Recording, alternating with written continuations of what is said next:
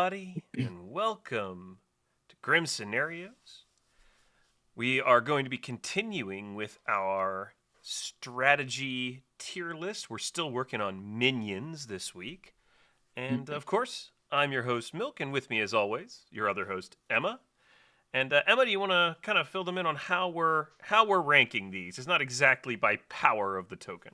Yeah, we're not really ranking by power or even by fun. We're trying to rank by the strategic depth the character provides to the game. So, what do we mean by that? We mean sort of the choices it enables players to make, the uh, different things it can do effectively, the um, optionality it gives you in how you approach the game, the various different things you can do with it. Um, and we are also considering like its strength and fun level as like subparts of strategy, but we're trying to make most of our focus be on that sort of strategic depth of the character, the optionality, the variability, the things you can do with it. Yeah, something I thought about since the last time we worked on this is that every minion to some extent just has the option to double claim another character. Has the option to out evil and play this sort Yeah, of aggressive mode. Um, and we're think also simultaneously to be socially good and sell right. and try to play that. Like we're not looking at that. We're looking at the sort of strategic choices the token and the ability gives you, rather than the strategic choices you get from being an evil player in a game of Blood on the Clock. Yeah, some minions might be more willing to be out at evil. Some minions might be more inclined to try to hide their presence. Some minions might be more willing to let their exact role be known. Some minions might hide that. That's somewhat more about what's in the token itself, but we're really looking at what is, kind of what is the emergent strategy that you can kind of create based on what the token does, what the ability does, and what it empowers you to do. So, Yeah, so just to recap where we left off, we considered Goblin and Baron S tier for strategy for this sort of exercise, Devil's Advocate, Assassin, and Marionette A tier, Serenova, Fearmonger, and Godfather B tier, Evil Twin, Harpy, and Mastermind C tier, and Mezephiles, despite its intense power level and frequently fun to play as, just doesn't have much strategic depth in its ability, so it's down in D tier along with the Boom Dandy, which has similar problems. yeah, and we discussed all that last time, so let's get into our next minion, which I believe, Emma, is the Organ Grinder. It is the Organ Grinder. The Organ Grinder's ability is, of course, that it causes voting to be eyes closed. What does that mean? It means that the good team doesn't know who's voting on who, nor does the evil team, because they have to close their eyes as well. And they don't. Importantly, people don't know how many votes they have. The monkey can also not die by execution unless it votes on itself, so it does have some execution protection built in as Yeah, well. we're going to cover actually, I think, 3 of the inbuilt execution protection characters today: Organ Grinder, Psychopath, and Vizier. DA obviously also has execution protection as a minion, but it doesn't have to choose it to use it on itself, whereas Psychopath, Vizier, and Organ Grinder always have that execution protection on themselves. Yeah, and I think that's maybe a good and a little bit more subtle starting point than talking directly about the voting element, Yeah. the voting, the blind voting element of the organ grinder. Because really being able to survive execution in some way is both a strength and a weakness for a minion. It's a strength in that it allows the minion to stick around and keep their ability in play for a while.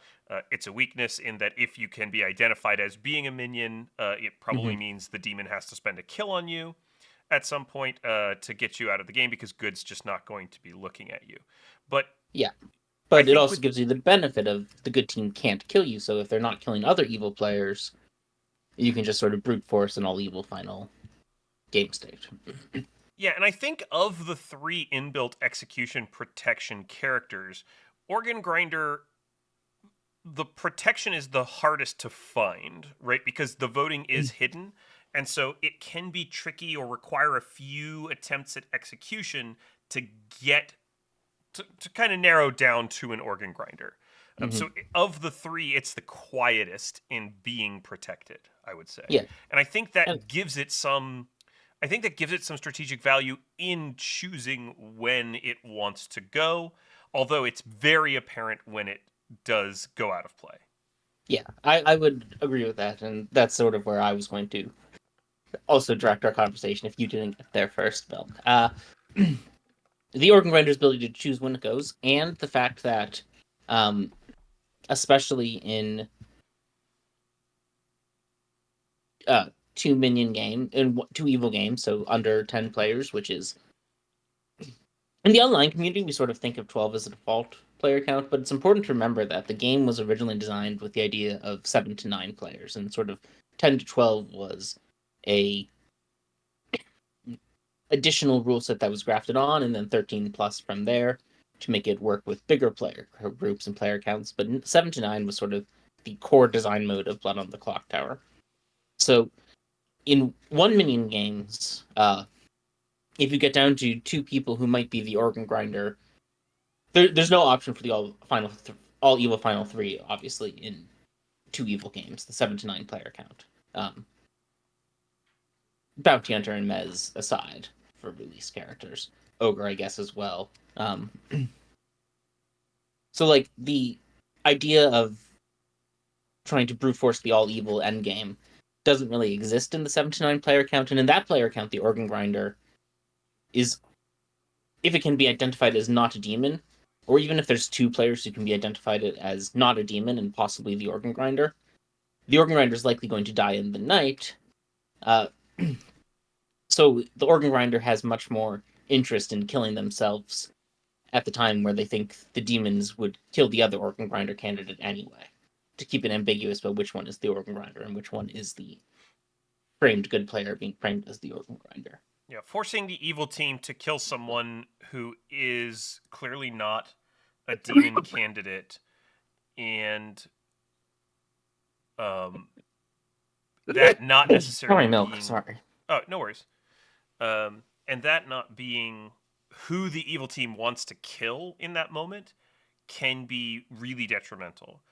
And so the organ grinder really has to figure out when it's time to kill themselves off. They can, if you kill yourself off in the day, you can sort of frame whoever dies at night that night. So if you have some, you can maybe kind of make it, but it's very clear that the organ grinder is out of play, and that an evil has died. And so that's kind of the challenging part with the strategy of organ grinder is how long do you hold on to it. And I think part of that is also being aware of how suspicious town is of you and how suspicious town is of the demon. If you're kind of going under the radar of as the organ grinder, you might be able to leave it pretty late. You might even be able to stick around in final 3. Yeah, if you're an organ grinder who people think might be the demon, Yeah. you should absolutely be staying alive till final three, because then not only will people be maybe executing you as a demon candidate, the votes will also be secret, and they won't. And that makes secret votes are much easier for evil to move or tie. Yeah. So, where do we think organ grinder belongs, Emma? I think there is some interesting strategy to it. Um, it's not exceptionally Um, versatile. Um, yeah, my inclination is to put it in the A tier. I don't think it's quite as strategically deep as the Goblin or the Baron, who I think are so deep. But I don't think it's as. It's obviously not as one line as Mez or Boom Dandy. It's not as limited in what it can do as Evil Twin, Harpy, or Mastermind. It's not as limited in what it can do as the Serenova, Fearmonger, and Godfather. So I feel pretty comfortable slotting into that A tier with our friends the DA, the Assassin, and the Marionette. yeah, I think either high B or low A tier. It's certainly somewhere in that kind of range, and it largely can depend on the game size. It largely depends in some ways on what it's on the script with as well, and how kind of the players are kind of reading it. But I do think Yeah, in general it's an A or B tier minion strategically. I would strongly push. I think for A, like Yeah, I put it in A. the organ grinders like need to figure out whether it's a demon candidate or not and then make the choice on whether to die accordingly is, I think, more strategic depth than what the Serenova Spearmonger and Godfather are trying to accomplish. I think that's probably right. All right. That brings us over to the Pit Hag. Mm-hmm. And I think probably we're going to agree that on Sects and Violets specifically, so on its home script, the Pit Hag has a lot of options. There's a lot that the Pit Hag can do, and it's often played in a not very interesting strategic way, in that it's often just played as sort of, okay, let me turn some stuff into let me turn some townsfolk into outsiders, basically. Let me make some Yeah. outsiders. But I don't think that means that it's not a strategically deep and interesting character. Yeah. One of my favorite things to do with Pit Hag is to turn people into less useful townsfolk. So, for example, turning people into homework roles like town crier and flower girl after they haven't tracked the information the day before. I always find that quite funny. If you have a philosopher out of play, you can make your fellow minion into an evil philosopher and let them drunk a role in town. That's a pretty interesting play. And it does, of course, allow you to move the demon, which is important in Sex and Violets. It allows you to become the demon, Mm-hmm. which is important in Sex and Violets. But all of that really requires you to do a lot of investigation and a lot of understanding what's on the Grim and who is useful to change out of their roles. I think it's an incredibly powerful role that also has a lot of versatility and strategic depth, but it takes a lot of knowledge to be able to use it well. Yeah. So I think this is the first time we've we've brought this topic up, so I do want to talk about it a little bit. I think the Pit Hag is a minion more so than every other minion out there that is constrained by the meta it finds itself in.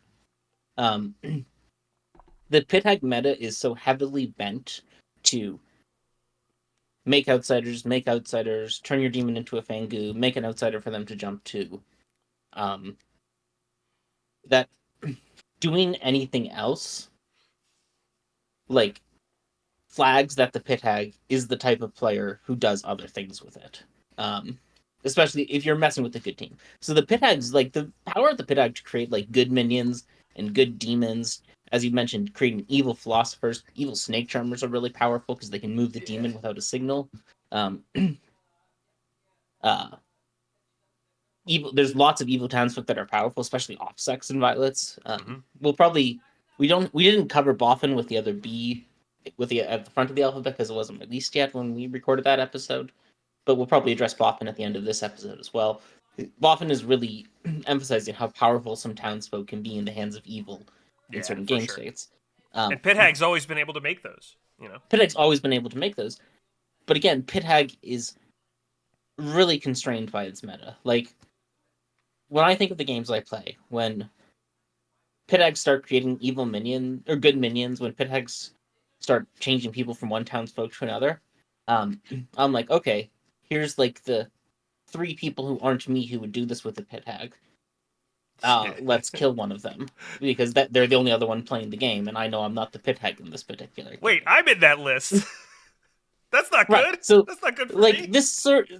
I don't really know how this cuts for the Pit Hag, but the Pit Hag meta is so constrained by the supposedly dominant Pit Hag strategy of make an outsider, turn your demon into a Fangu, have them jump to an outsider, that doing the off meta stuff with a Pit Hag ends up outing who the Pit Hag is a lot of the time. Like, I've talked with this a little bit with Nate, good friend of the podcast, former guest host with both of us, Navian. Like, we're both the type of people who like making good minions, like making good demons.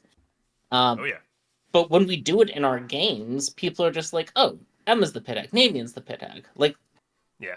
so that like sort of forces even the people who would use the Pit Hag more creatively into conforming to the meta of outsider, turn your demon to a Fangu, jump. So I think the Pit Hag, and I don't think Pit Hag is the last character we'll talk about how its strategic depth is constrained by the meta, but I did want to emphasize that here is like the powerful, interesting, strategically curious things that a pit hag can do are limited by the fact that the meta is so strongly against that. With that said, um, silent pit hags frequently dominate games. Yeah. Um, uh, I'll just scripts cut in. with Oh, sorry. yeah. I'll just cut in really quickly. Silent pit hags dominate games, but don't feel like you have to be a silent pit hag to be powerful. Something Emma just pointed out about that meta of make an outsider, turn your demon into a fangu. Right? Let's just think about sex and violence. Make an outsider, don't turn your demon into a fangu. Mhm. Reveal one of those outsiders, and now you've got a town that's hunting for outsiders.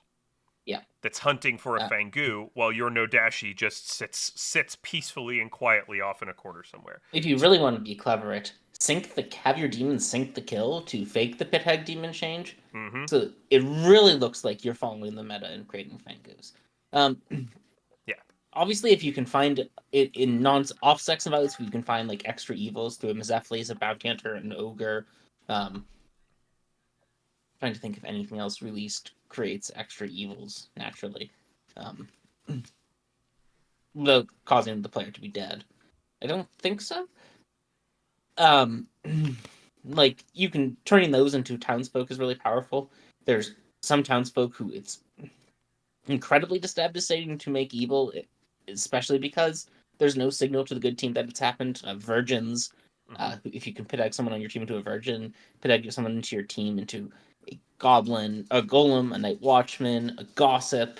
Um, on a script with like a damsel, you can pit egg another minion into a dreamer, so they can go damsel hunting. Um, Also, or don't even a forget. gambler can go damsel hunting. Um, Yeah. Also, don't forget that you can use your ability to discredit someone. mhm. Making someone into a different role multiple times, like you get to that end, like you've pit hagged some people, and then you get to the kind of toward the end of the game, and you don't necessarily have something you're really interested in making, or your team doesn't need you to make something for its strategy. Just pit hag the same person you've pit hagged before. Pit hag dead players. Mhm. Like do some different things to see what you can do to manipulate the town into your world, because that's ultimately your job. I mean, other than looking like the demon and getting killed, which is every minion's job, right? Part of your job is selling your world. If the pit hag's doing weird stuff, they're gonna look at people like me and Emma again. Um, so yeah, I guess where I'm going to land is because I think the pit egg is so constrained by its meta, I feel like I'm forced to slot it into B tier here. But I would love to see a world where the pit egg meta changed so players had more freedom to explore the more zany depths of pit egg strategy. I'm going to push against you, and I'm actually going to say I think it does. I think it still belongs in A tier, because I think the potential is there, right?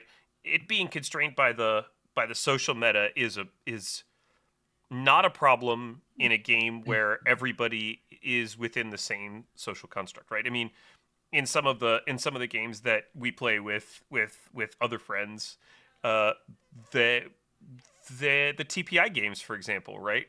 The person who pit hags people into demons could be like 5 or 6 people, and at that point, it's sort of freed from that constraining meta. I think even in those games, I'd be pretty quickly be able to identify the pit eggs who were being weird. Maybe I do think there's enough versatility and enough potential in it that I would put it in A tier. Um, We can slot in A tier. which is where I'm gonna put it, because I do think there's a lot of choice, and I think depth of choice, options for different types of strategy, options for different types of actions. That's what makes characters, strategically interesting in some ways. Yeah, I just I don't disagree with you that it's constrained by the meta. it's so constrained by the pit egg meta. You're so outed as a pit egg if you play off meta, which is a real bummer. So we would encourage all of you, our faithful listeners, to go out there and break that meta for us so that we can do crazy stuff with pit hags when we want to. Yeah. Next up is the poisoner milk. Um, Oh, Poisoner. Poisoner. I want to love Poisoner. I really do want to love Poisoner. Oh, I think Poisoner's great. I Oh, it's think great. Poisoner is easy S tier for me. So Yeah, if you don't think 100%. that, I so Poisoner. Poisoner is another minion who's really gains value from figuring out what's going on in the game state. Agreed. Um, it's a minion who really enjoys working with a Grim Peaker much more than I think demons do. Um, but without a I Grim also Peaker, agree with you. Yes.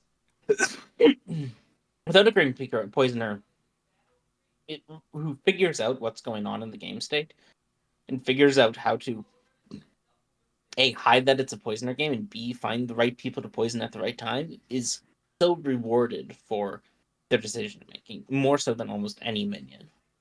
Um, and the nice thing about Poisoner is frequently it only takes one good key poison at the right moment to swing the game towards your team.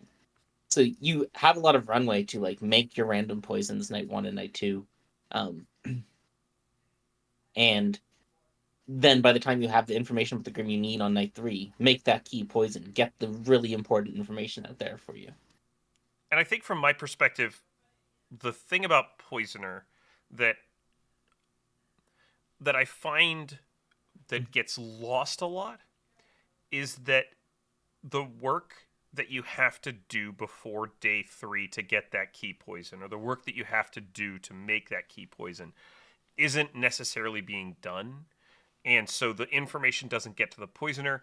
And often in the late game, even on Trouble Brewing, I see poisoners that there's not really a lot of places for them to poison. And this comes again from partially a meta thing, which you and I have talked about in the past, of needing to leave people alive to be demon candidates and not just saying, oh, look, a fortune teller, I'll kill that. Oh, look, an empath, I'll kill that. Oh, look, an undertaker, I'll kill that. And killing off all of the things that could be so much more useful if they were poisoned and left alive. Yeah.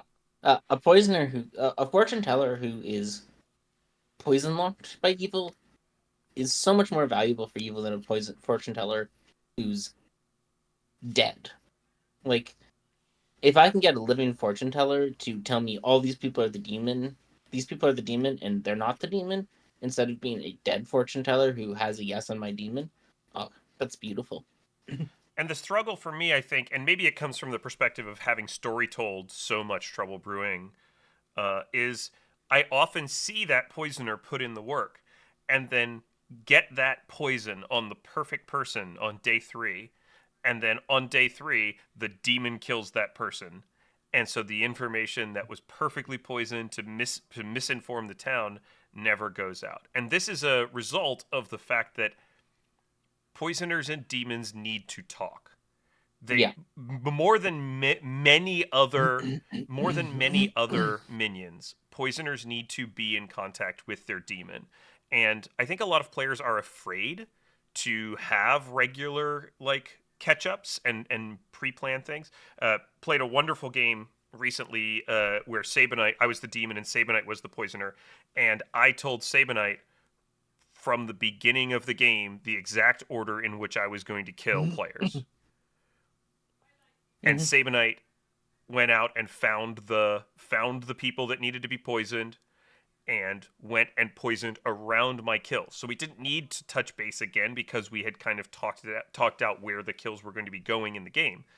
But unless you can do that, unless you can work together in that way, and Sabanite and I have played a lot together, so we kind of have a sense of each other and how we play.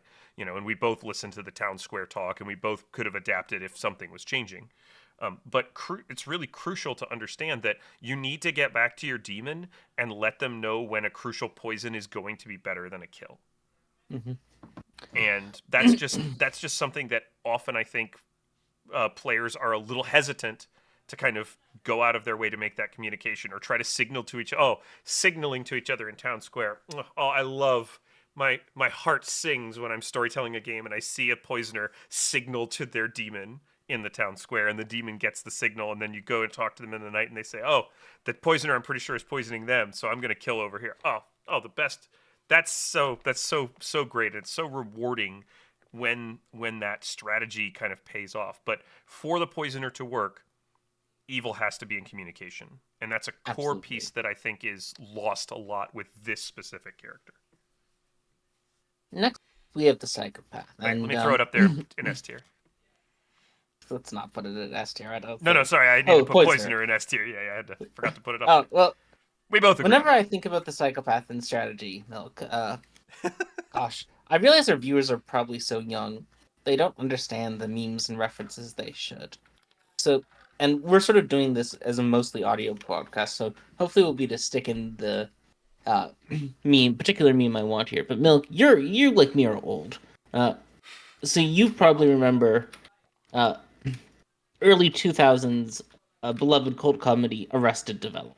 I am familiar with early 2000s beloved cult comedy Arrested Development. Yes, I have seen the whole thing So, twice. so there's this wonderful scene, and I don't want to suggest that I am attacking open relationships or polyamory. I'm not doing that. I'm just using this scene for a point. Because the scene. You have two characters on Arrested Development: Tobias Funke, a aggressively closeted homosexual psychologist, and his wife Lindsay Bluth, who hates him and married him to make her father angry. And they're talking about their completely disastrous marriage. And Dr. Funke says, uh, sometimes his patients will come to him and uh, suggest maybe if they opened their relationships up, it would fix their falling apart marriages. Um, and Lindsay asks him, "Well, did it work for these people?" And Tobias responds, "No, it never does. I mean, these people somehow delude themselves into thinking it might, but it might work for us." And that's a long run off to say, please don't just sit there doing nothing as a psychopath for 5 days in the hopes that it might work for you to kill the last good player in Final 3 without anyone knowing you're a psychopath. You're not an assassin. You're a psychopath. Swing that axe, baby. Swing that axe. It doesn't work for you either. You're deluding yourself into thinking it might work for you, but it isn't going to work for you. As the psychopath, your job is to slash people with your axe, speed up the game, use your minion ability to help your team by making it harder for good team to gain and collate their information at the cost of eliminating demon candidates. Mm-hmm. You're And that is a basically, big cost, by the way. You are yeah, eliminating demon candidates. So much like many other, much like what we were just talking about with Poisoner and um, Imp, you need to be in communication. You need to be paying attention to who makes a better demon candidate. Like you can't just go crazy choppy on every buddy who has an ongoing information role. That's not going to work. yeah. Um, I like to start my psychopath games by immediately killing someone at the dawn of day one. You don't have to do that, but it's just a reminder to myself that my job as the psychopath is to throw axes at people until and accelerate the game. It's an Use your intimidation minion factor ability. too, right? You Like have it. there's an intimidation factor to it too, right? Like it's putting town on notice that if you give out information to the evil team, you're getting chopped. Yeah, it's doubling. You're halving the game speed essentially. Mm-hmm. Or rather, you're doubling the game speed. You're halving the number of nights the town has to get their information. You're halving the number of days the town has to pick up information. And you have a 67% chance of living anytime you're executed. So on average, it's going to take. I don't actually know how to do this math off the top of my head. Figure out how It's on average many. going to take two. It's going to take two. It's It's going going to to take take two on two, average, maybe more. three sometimes, 4 or 5 if you're really lucky. And if good spending 2, 3 days executing you, that's 2, 3 days they aren't executing your demon. Yep. Like all that's gravy. Or demon candidates, by the way. It's not just your demon you're preventing them from executing, it's demon candidates that you're not chopping. Yeah. So And even if they kill you, even if you chop somebody and they kill you on day one, you're an assassin that killed someone and absorbed a kill. That's pretty good. um like with other killing demon minions, you're very rewarded for learning stuff about the Grim. It can be harder as a psychopath sometimes because for some reason good players don't want to share things with you. But much like how good players can get reads from what outed evil players are saying, when they know the outed evil players are likely lying to them, outed Mhm. evil players can get reads from what they know good players are saying when they know that the good players are almost certainly lying to them. That's right. So it's mutually beneficial for psychopaths and good players to talk to each other and try to get reads off what the other one is trying to get out of that conversation. And it might So be okay to hide a psychopath for a day. Your mileage may no, vary. Don't consider don't necessarily think that you have to chop someone every day, but in you do. general you're going to be better off just chopping and chopping and chopping. Milk is just wrong here. You should be That's fair. chopping someone every day. I, Um I will put my foot down here and say I think Milk is 100% wrong. Chop someone every day. Chop, chop, chop, chop, chop. You then I don't think this reduces your strategic depth either. The chopping, who you chop is the strategic depth. It's this you have the baseline strategic depth of any demon, which is figuring out who to kill on everyday cycle. Like that's what that demons normally have more strategic depth than minions because they have to make those calls. Psychopaths also have to make those calls, um, and but I do think you need to chop every day. Like use your ability to accelerate the game. Don't slow it down. Don't let the game get slower. Time is in Good's advantage. Your role as a minion is you get to eliminate time. That's pretty cool. is pretty Use fucking it. cool. I do think there's some circumstances where it might be worth holding it for a day. You should never hold it for more than that, is my take on it. I think that, especially, there are circumstances with things like, yeah, Poppy Grower and Magician to some extent, although you could still just chop your way through those problems. That's not really an issue. But I do think there's times when you just don't have the information to make a good chop on day one. And if you're not going to just randomly chop, if you're going to use a different approach, then you might be able to get more information on day two. You might have a bluff or something that's useful to sort of push to day two. Your mileage may vary again. I generally agree with Emma that you should chop basically every day, but I mean, once you've chopped, you should chop every day. If you want to hold off for a day, I can see some strategic value in that. But I think the important thing in what we're talking about here, uh, less than specifics of our disagreement here, and I don't know it's that big of a disagreement, is I think Psychopath has a lot more strategic depth than people give it credit for. Yeah. Knowing who to kill, figuring out who to kill with the constraint the good players are going to lie to you because you've been chopping them every day and they know you're a psychopath. Really, I think lots of strategic depth there. Yeah, I think it's That's certainly B tier for I would me. say B, and I would Yeah. say high B. I think it's higher than Sarah or Fearmonger, assuming you're playing it correctly as someone who chops every day. If you're going for the never get executed, never chop, get to final three, it's like D tier. It's Like very bad if you're not. you've picked a strategy that has no decision points and is bad for your team. Yeah. But as long as we've gotten that out of our systems, as long as we understand it won't work for us either, it's a B tier minion. You want to be chopping as much as possible, and you want to be absorbing executions as well. That's what makes Psychopath strong. It can chop and it can absorb executions. So you need to be doing those things. So B tier it is. Scarlet Woman, I believe, is next. Emma, I think it's your turn to go first. I am all for it. Um, all right. Scarlet Woman is Scarlet Woman is challenging because Scarlet Woman is so valuable to the evil team as a fallback in most situations that it's often forced to play a very safe, very I am a townsfolk. Here's my information. I need to make my information sound as true as possible. I can sell out my demon. I can sell out the minions. Try to look as good as possible kind of game. And I think it gets stuck there to some extent because evil teams tend to value it so highly as a fallback. However, Yeah, I I played and in I a game think recently a game of it was Pies Baking. I played in a game of Pies Baking recently where I was the imp and I nominated the Virgin on day one, and then went ahead and pushed on my Scarlet Woman and got her executed.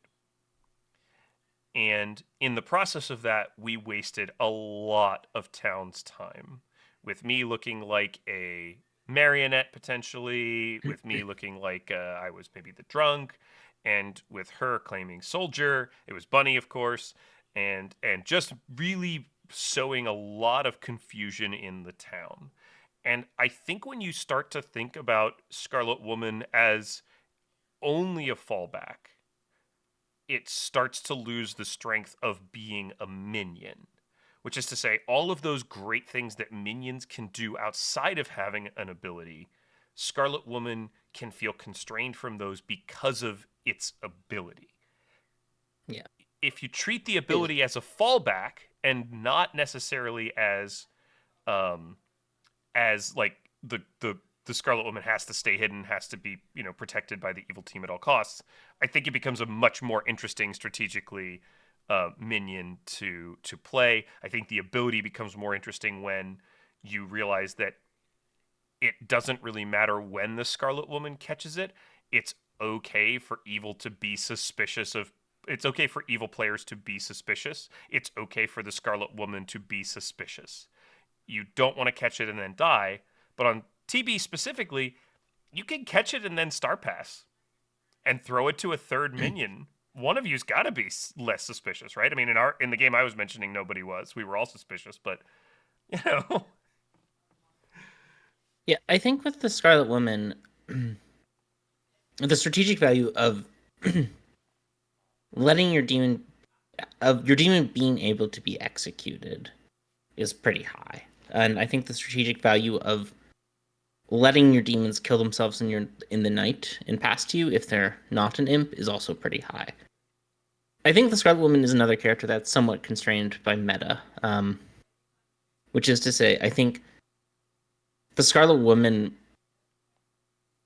really benefits from taking the survive long time bluffs. Soldier, Mare, uh, Ravenkeeper on Saint on TB, which also have the benefits of on other scripts like that have chambermaids like match a Scarlet Woman's wake pattern. Like these characters, both the Scarlet Woman's desire to seem socially good, which it does want to do. It's a minion that's incentivized to seem socially good as backup. Like it gives it a desire to fall into those bluffs that don't require the Scarlet Woman to get into conflicts with good players, which is something normally I think you'd prefer to reserve for a demon to avoid getting in conflicts with good players. Whereas with the Scarlet Woman sort of wants to take that away from the demon in its role as a backup. But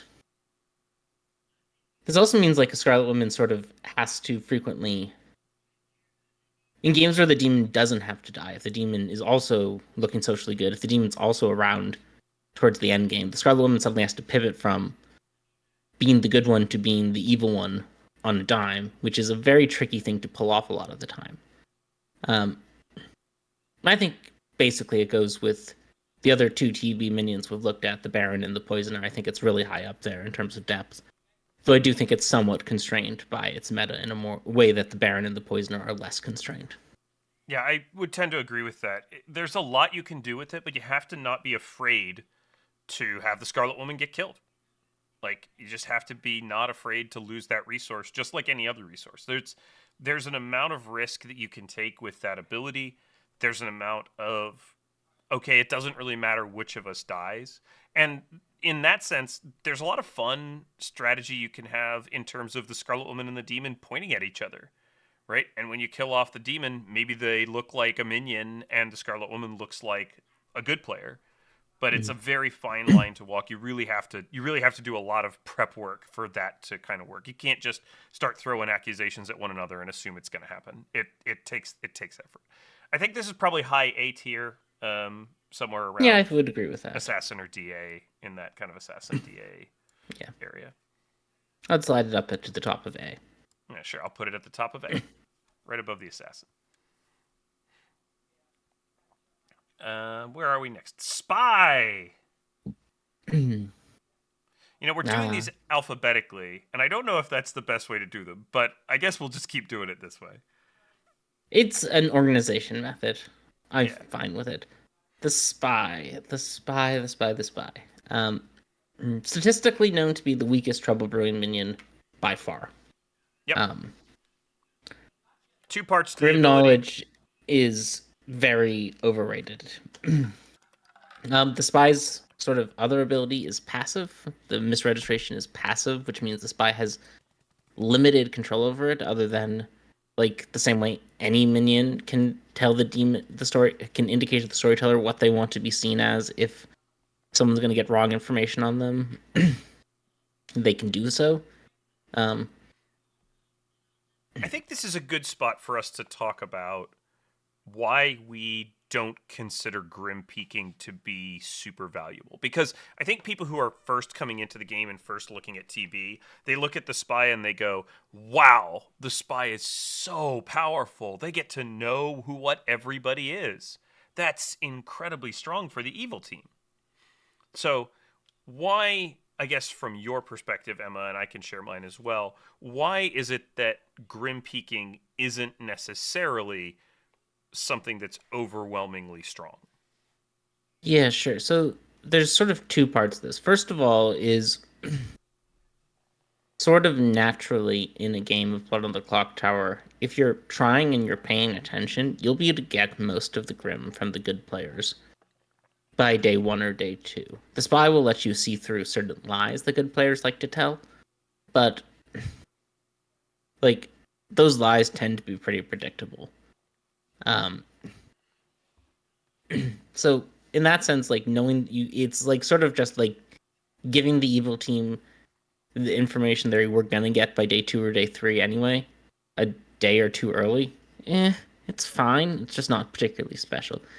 The second thing is the spy sort of having that grim knowledge too early can sort of trick demons into killing based off how strong they think the townsfolk role is, rather than the social situation of the game.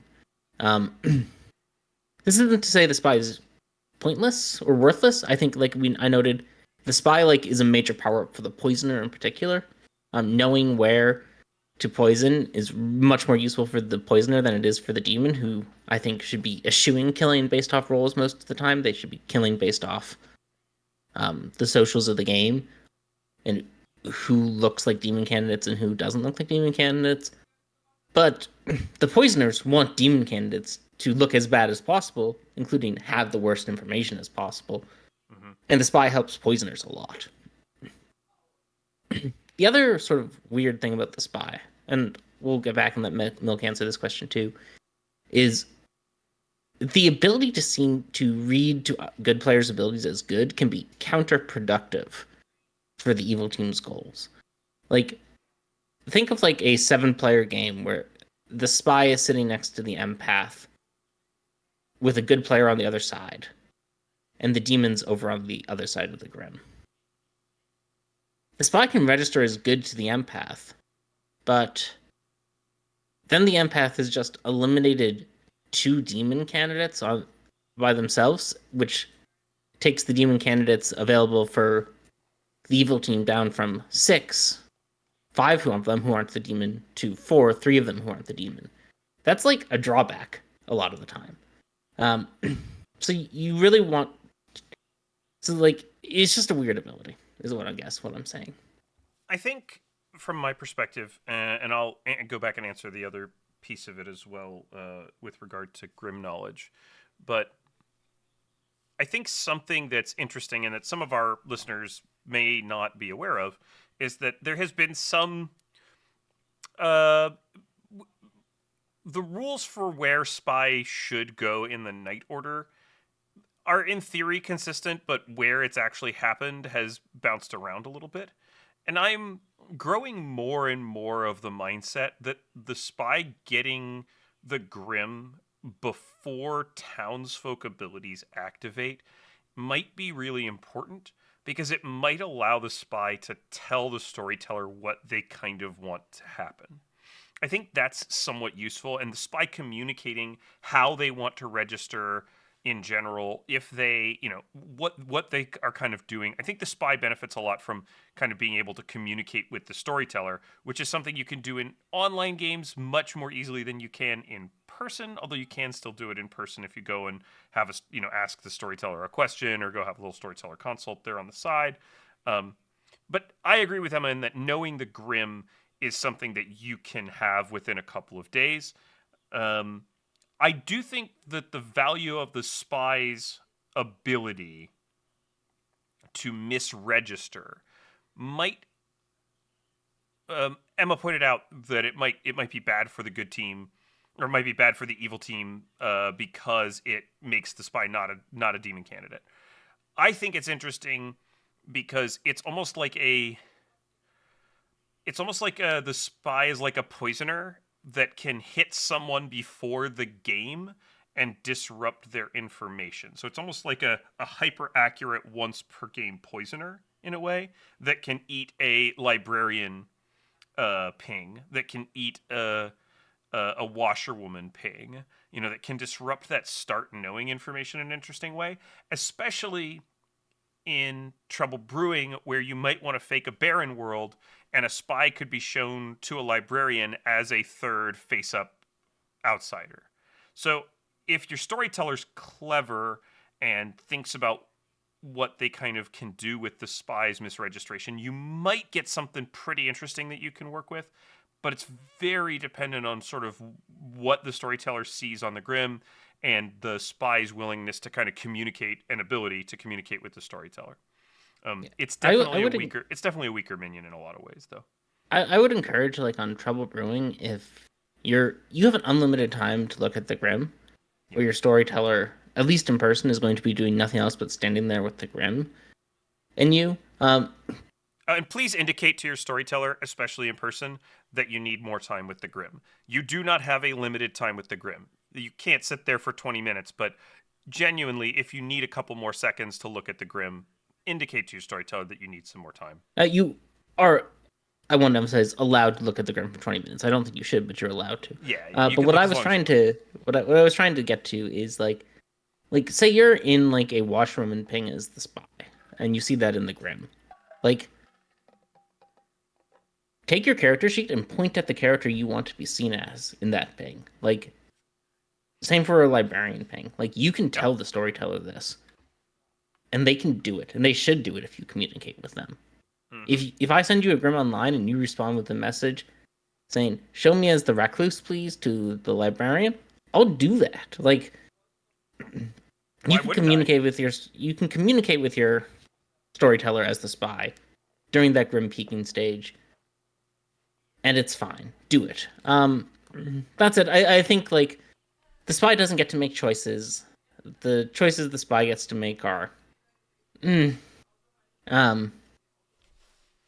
fine. It's fine. Get some extra bluffs. You might be able to do something interesting, and some, again, off Trouble Brewing. Maybe you can do something interesting because you have some start knowing. Maybe you can make yourself look really good and then catch a star pass. There's some stuff. You can do super interesting stuff with a cannibal as a spy. But I think generally it probably goes down in C tier. It goes with Evil Twin, Harpy, and Mastermind. Yeah, I'm gonna put it above Mastermind for personal reasons. All right. Next up, we have the Summoner. The Summoner is what I call a quasi demon, in that for the first 2 days of the game, the Summoner is effectively the demon in that it's the player good needs to kill to win the game. And then on night 3, it chooses someone else to take that responsibility off its hands. So, Milk, what you got for me on the Summoner? In a weird way, it's like a reverse Scarlet Woman. It's a minion that doesn't want to be killed in the beginning of the game, and then later in the game can be disposable, which is sort of the reverse of Scarlet Woman, which can be disposable earlier on potentially, but once it catches the demon, obviously it doesn't want to be killed. We've been talking a lot about choice. We've been talking a lot about how choice empowers strategy and the ability to sort of be versatile and do things and make interesting choices. Well, the summoner makes a very important and very big choice on night 3, you know? And I think in a lot of the summoner games that I've played, I've found that it takes quite a bit of prep work on day 1 and 2 for a summoning to be really effective. Yeah. And then the summoner really has to do a lot of work after that to look like the demon, to be suspicious, to try to misdirect. And also, you have to onboard a demon on day 3, which is or 2 if you're in a Pucka game. But you have to onboard a demon very suddenly, and all of a sudden you're handing the reins of your evil ship over to someone on day 3. And I think it's fascinating, and I think there's so many choices involved that what ends up happening is people get a little bit strategically overloaded. They tend to get a little bit stuck, and they'll often default to um, a player that they know a lot about in terms of like in game knowledge versus going for something a little bit more unknown. And I think if I could encourage people to maybe play into the unknown and spend more time on their first day or two, especially, there's just 2 minions, so you can really have some time to kind of set up, especially if there's 2 minions, you have some time to set up kind of how you're bluffing and really set up to be able to make that play after day 3 once you've kind of summoned onto someone. I do think there's a lot involved with Summoner, and I think there's a lot of decision points. One big one, but I think there's a lot that goes into setting up that decision. It's another minion that really rewards getting a good sense of the game state the first 2 days, and using that sense of the game state to predict the player who's most likely able to get to final 3 as the demon. Mhm. And part of that is to do another pop culture reference, this time to The Princess Bride. Is Good's probably going to solve it's a summoner game. So Mm-hmm. they know that the summoner is going to try to be finding the player who they least suspect is the demon. So Good will then reverse. So this creates a layered situation, as in the scene of the poisoned wine goblets in The Princess Bride, where you want to be the one who ends up winning the battle of I know that you know that I know that you know that you're trying to trick me. Yep. And that's quite a lot of Uh, fun. I mean, that's mhm. really fun, and it's a very interesting strategic decision. Uh, in theory, that the summoner has to make, but even like getting feedback from your other minion, like having conversations with people, even to the point of offering to summon onto someone, having the other minion do it, maybe like have the other minion offer to summon onto someone and see if they're game to join the team. There's some stuff you can do that's really quite a lot of depth there, I think. So I'm going to advocate for putting the summoner at the very top of S tier in terms of I strategic agree depth. 100%. It I has was to going to make suggest that this as well. the summoner makes the most important choice in the game. Who is going to be the person who gets you to the end game? Like it's very highly rewarded for understanding the game state very quickly. Hmm. It's highly rewarded for predicting how other players will think about a summoned demon. And It like I has to said, it's choose what making demon to bring into play if that's there's less different important to options. me. I think there is value in thinking about that. I think there's There, there, value if there there's certainly you know is, but I just think it's less important to what makes the summoner the sure single demon with the most strategic depth as the social understanding of the game state, the social read of who people are going to want to kill for sure. once they've solved its summoner game. Yeah, absolutely. I think there's a lot of layers, and I think there's a lot of decisions that a summoner has to make, and I think you have to be really very fully engaged in the game to be effective as a summoner. So I agree it goes to the top of S tier, and I think it's one of the most interesting and fun and absolutely engaging minions in the game. Next up is the witch. I think you'll The find that you've skipped two. Have I skipped? Vizier and Widow. Oh yeah, I'm completely out of order here. Next up is the Vizier. Oh, uh, Vizier, my uh, favorite. The Vizier is, of course, the third and last of the released. Everyone knows you are who you are. Everyone knows you're in play if you use your ability, and you get execution protection as a result minions, along with the Organ Grinder and the Psychopath. It's the one who has absolutely no choice in whether they're going to be outed evil or not. They are simply announced as an evil minion at the start of the game. So, whereas the Psychopath can make the wrong choice to not be outed evil, the Vizier has no such choice. They will be outed evil. Absence and alchemist Upgrade. stuff. And oh boy, is it interesting to play the town off one another with votes and who you decide to execute, when you decide to push a kill through, when you let somebody not, when you don't push a kill through on somebody. It requires you to have a great social understanding of the game. How many good voters is too many? How many good voters is not enough, right? It's all great. Yeah. Of course, the one thing the Vizier can't do is execute their demon, because then they lose. So you do have to be careful to make it not obvious when you're not executing your demon. Mm-hmm. I think it's very similar to the Psychopath. I agree. I think, much like the Psychopath, the Vizier should be trying to use their ability most days. Most days, they should be directing the execution of town. You should try not to let days go through where executions happen without your permission. Mm-hmm. If the town nominates who you want to execute, right, and puts a whole bunch of votes on them, just let it go, right? Because you don't need to push it through and confirm that was an execution that you wanted, right? You can play those games, you know. Genuinely, you can play those games.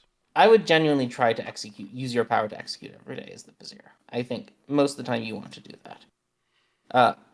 I think you should save good players. Absolutely. When other good players vote on them after they're on the block. Yeah, you have to. But I think your goal should be use your power to execute every day as possible. You're probably gonna have to be killed in the night going into Final 3. That's fine. Unlike the Organ Grinder, you're not going to be bluffable as a demon candidate, so most of the time you will die in the night, which is fine. Yeah, I think this sacrifice other minions, especially. Yeah, kill them. Don't cry about it. They're meat shields. Yep, that's their job, and you can't be sacrificed off as the demon candidate, so somebody's going to have to be. This goes at the top of B tier for me, for sure. There are a lot of put it at the bottom of B tier, but yeah, I was just putting it with Psychopath basically. Okay. Yeah, I'll put it below Psychopath. I guess I'll probably put it below Serenovus as well. Yeah, it goes somewhere in B tier. I'm not sure I can rank the tiers individually. All right. Next up is, of course, the Widow. We already gave the Grim Peaker spiel. We're not going to repeat it here. Yeah, the Widow obviously has slightly more active choices to make than the Spy, in the sense that it has to make a choice at the start of the game on what character they most want poisoned. And for that reason, I'm going to ignore the Widow's ability to self-poison. Yes. If you self-poison, you're just a much weaker Spy. I'm going to ignore that ability. I don't care that it exists. I don't see the value in it. There are very few, and I mean very few as in like 1 in 1,000 situations where it's beneficial for the Widow to poison themselves. If I was ever going to self-poison, I would then immediately announce that there was a Widow in play and I had seen the Widow token. Yes, agreed. I think the choice of who to poison, though, like, it's very script dependent, obviously, but I do think that's interesting enough for me to put it in B tier, unlike Spy. I do think it's almost as weak as the Spy as a minion, if not weaker, but I do think it's more strategically interesting because of the choice of who you poison and how your playstyle changes based off what type of role you poison. Like, if your goal is to poison ongoing information, you want to stay as live as long as possible to get the most value out of that.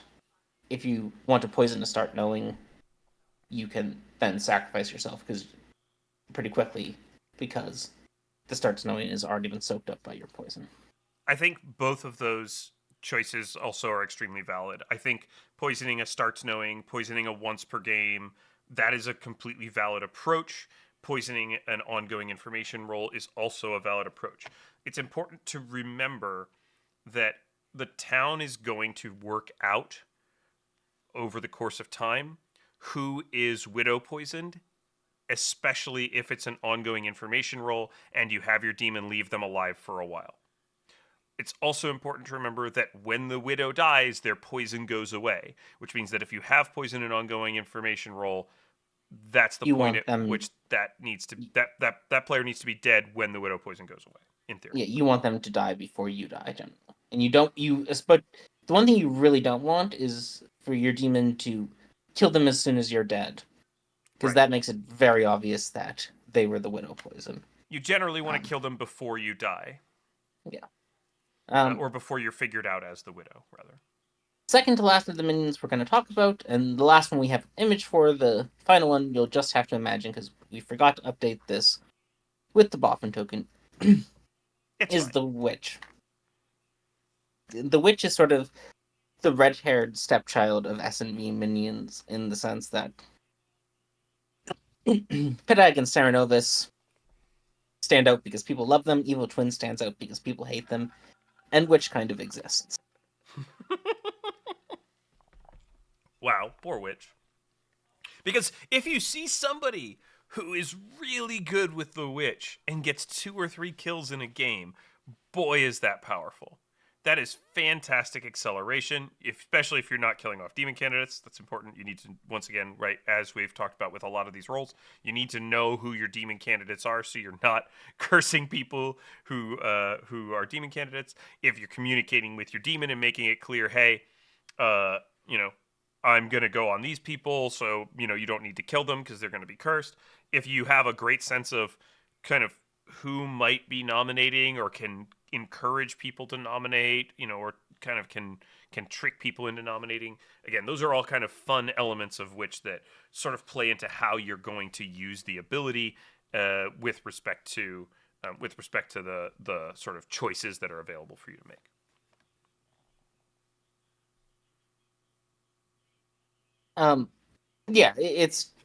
All that. It's a game accelerator. It needs to figure out both who is likely to nominate and who you don't mind dying to the witch, which sometimes are different things, and I think you should prioritize who you don't mind dying to the witch over who you think is likely to nominate.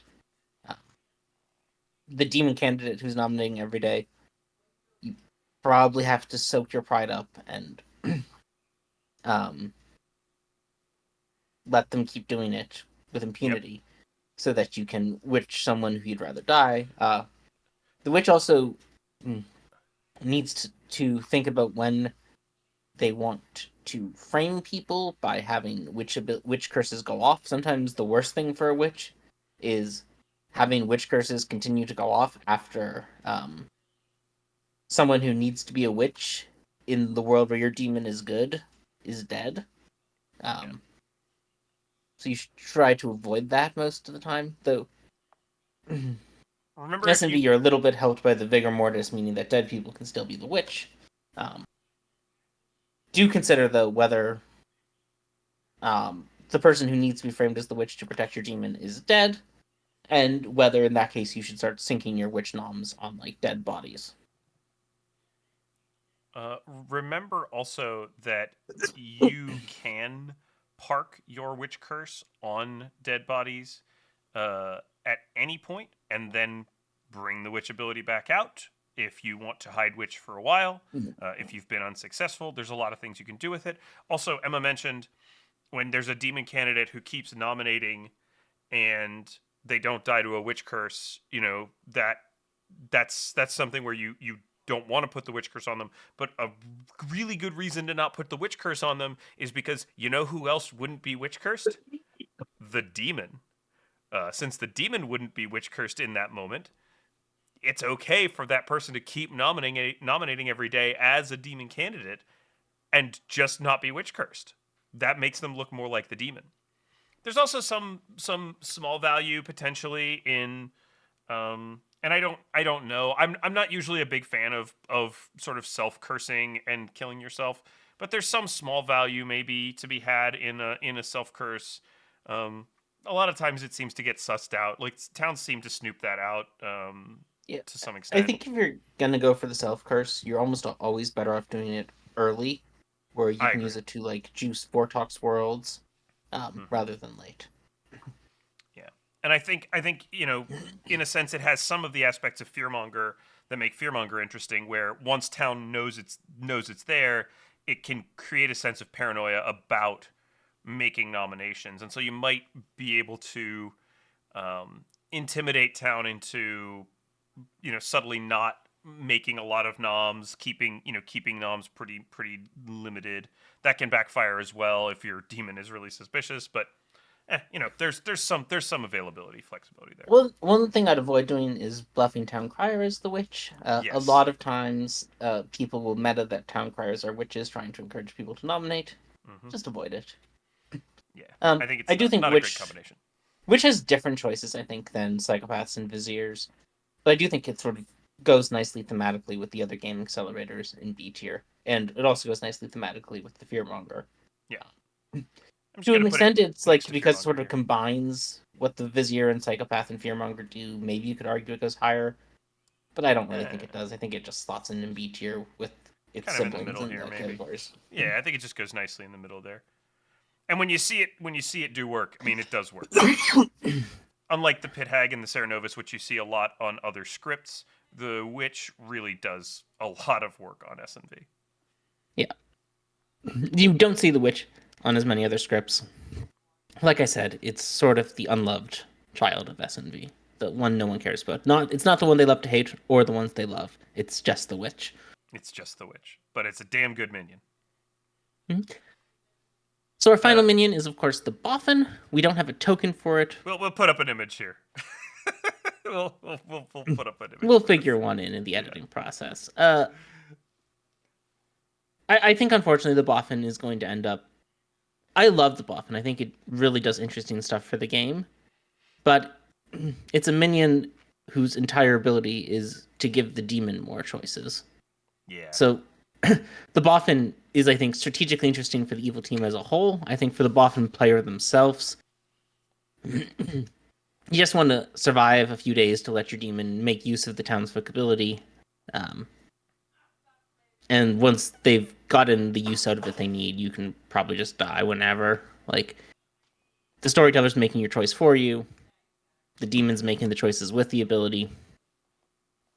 Do you sort of disagree with me here? Do you think the Boffin has any more sort of inherent depth to it? I think it's some. What I'm saying is, I think strategically, for the Boffin player, the Boffin's going to end up in C tier for me, unless Mill can convince me it belongs somewhere higher. I think probably there's. I don't think it belongs higher. I might argue that it belongs lower, but I do think it's an incredibly interesting minion, and I do think the ability to give the demon a townsfolk slash outsider even ability is really really interesting. Yeah, There are a couple of I just want to say like a couple of things about the Boffin in general, because I think it's interesting in play in a couple of different ways. The first is that there are just some abilities, there are just some townsfolk where the ability just doesn't really work great as something that the demon gets, because it's not really providing any additional value. And an example of this that I'll give is the empath. The empath doesn't. The empath ability doesn't really tell you anything that you don't already know. It doesn't give the demon a whole lot extra. And so, for example, if a Boffin gives the demon the empath ability, they're really just giving them an extra bluff, which isn't very interesting.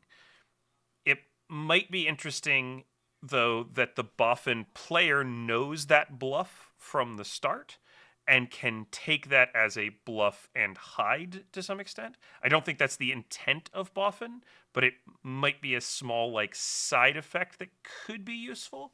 However, if you are giving your demon a mechanical role that actually does something that might be confirmable, especially in the mid to late game, where it might prevent them from getting executed by the town, you want to make sure that your minion is, that your demon, not the minion, is the one who is getting to claim that role, and try to get that confirmation. Minions getting confirmed is not particularly useful. unless the demon can somehow pass their token on to that minion. And then the third piece of this, I think, which again isn't something that the Boffin themselves does, is there are some roles that you don't actually need to claim are in play if you get them with the Boffin ability. That you are sort of the opposite of something like Empath. You don't want to use it as an extra bluff. You don't want the good team to know it's out there at all. A great example of this, I think, might be High Priestess, where the demon knowing who the best person for them to talk to each day might be incredibly powerful, but not something that you want the town to know is out there. So don't just go running off as the Boffin and start claiming the role that you saw.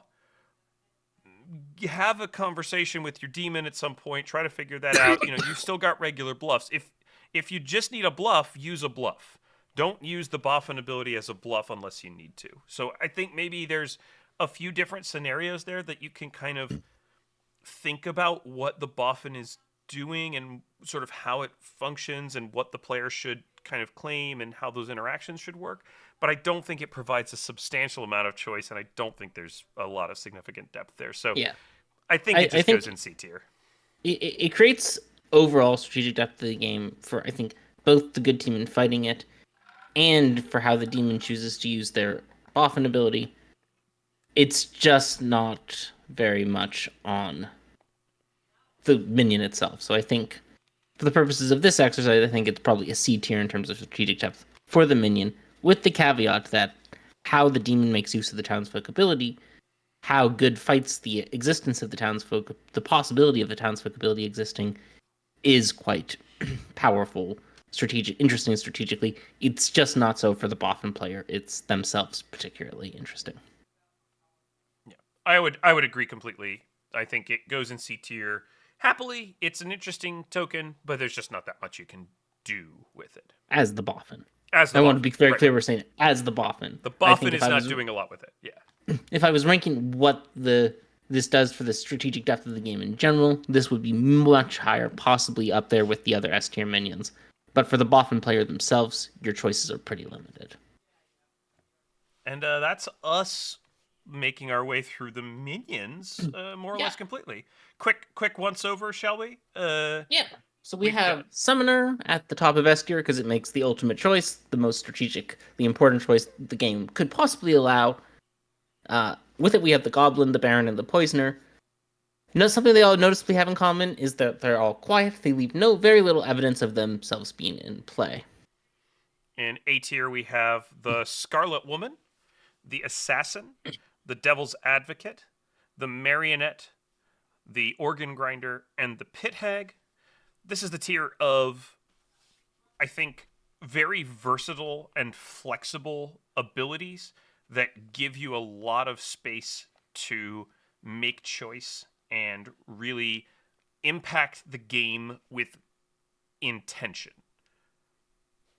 Mm-hmm.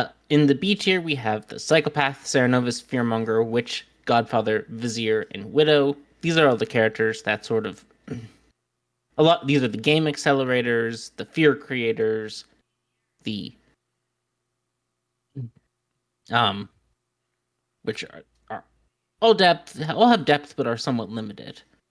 In C tier, we have the Evil Twin, the Harpy, the Spy, and the Mastermind, all of which have some limited amount of... In the Boffin, all of which do a little bit, but mostly what they do is support other characters. And in the Harpy's case, I don't even know they really do that. And then in D tier, we have the Mezephiles and the Boom Dandy, two characters that don't really make tunnel you into like a single play pattern. Mez is, of course, give word, say word. Give word, say word. Boom Dandies is try your best to be executed day one, and then just sort of move on. Then please die. Yeah, then please die in the night, preferably. Yeah. The later in day 2 is also a fine time to be executed as a Boom Dandy. Once you get to day 3, day 4, you're mostly just helping the good team. Yeah, unfortunately you are. To sort of preview what's coming up on the podcast. We are very sorry that we've been sort of away and negligent in posting episodes, and also posting game content from the Twitch channel here. We are going to try to get back to both of those. Obviously, this you're listening to, so we've done that. Woo! The game channels, games, the actual plays are going to come back pretty soon too.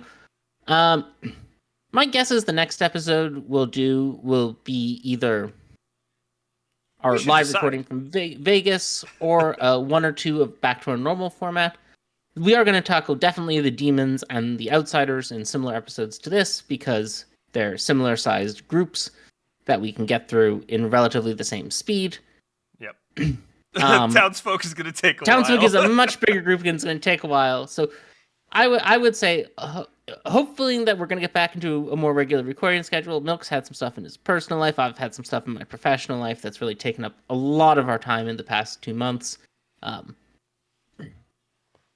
we're more or less back. We're more or less back, yeah. So for those of you who don't know, I'm a lawyer by day, and in August of election years, I can sometimes get extremely busy because part of my practice involves representing, doing what's known as signature defense for initiatives in Arizona. So if you happen to have an initiative in Arizona, you want to hire me for the 2024 cycle, you should get in touch. I'd love to be hired by you. But the upshot of that was this August, I was basically only sleeping and working. Milk had some stuff in his personal life, which he can go into if he wants to, but my guess is he doesn't. I don't mind. I don't mind sharing.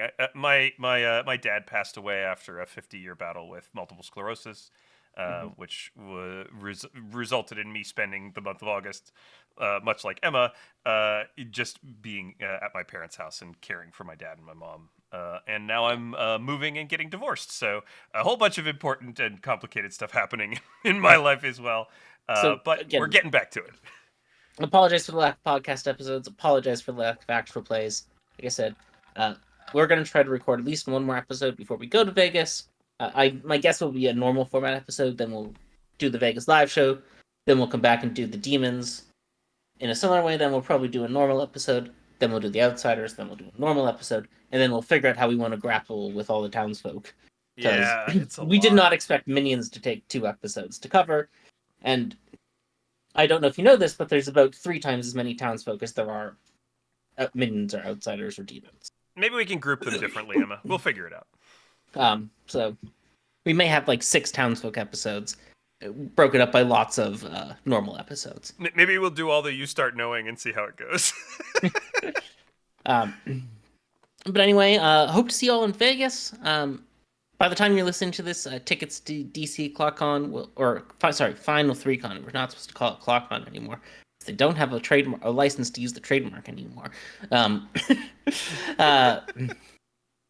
3Con tickets will have gone on sale already, so if they're still available, please go buy them.